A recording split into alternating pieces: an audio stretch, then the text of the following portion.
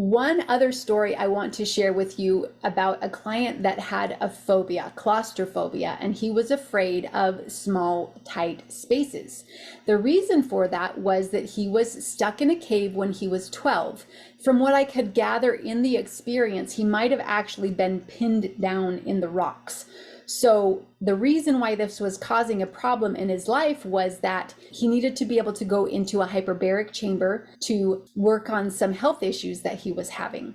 And the hyperbaric chamber was triggering him. He said when he reached out and he would touch the edge of the chamber, it would trigger him and feel like he was back in this cave.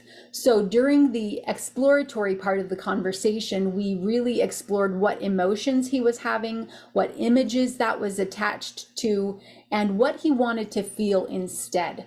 One thing that was interesting about this client is he said he had never allowed himself to relax, and he had been a very hard worker doing the things that he needed to do to be able to pay the bills, and relaxing was not a part of what he allowed himself to do. So I love that during the session, we were able to create a safe place for him. And I guided him to use his imagination to connect back to the emotions of that safe place that we talked about.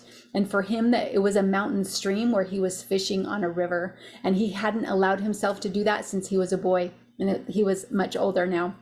70, 80. So we created that safe place for him in his imagination that he can go back to any time that he needed to relax, anytime he was feeling this panic, stress, and anxiety, especially when it was triggered by that hyperbaric chamber.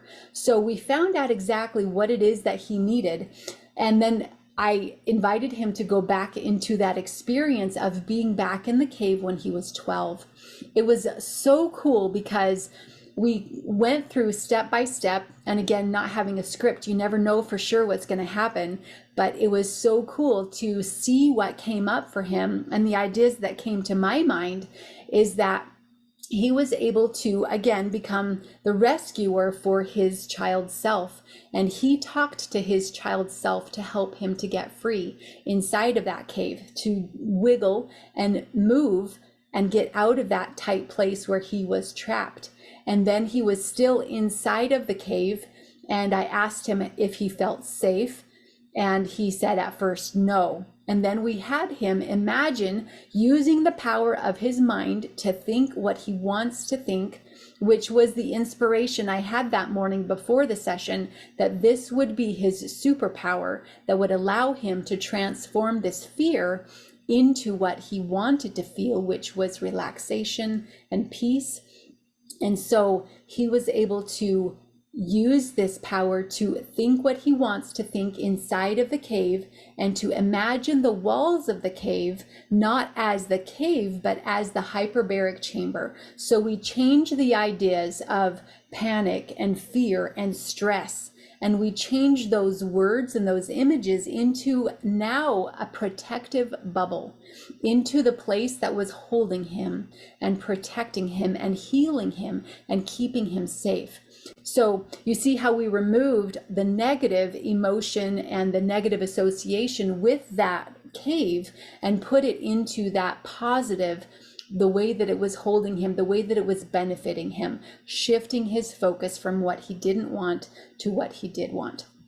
And that's the beauty of what we can do in a hypnotherapy session, to really help you to get into the emotions, the thoughts, and the images that are creating that experience for you, the attachments of what you fear, and then letting go of that fear and creating truly what you desire. My goal in everything that I do in hypnotherapy is to help you own your own mind,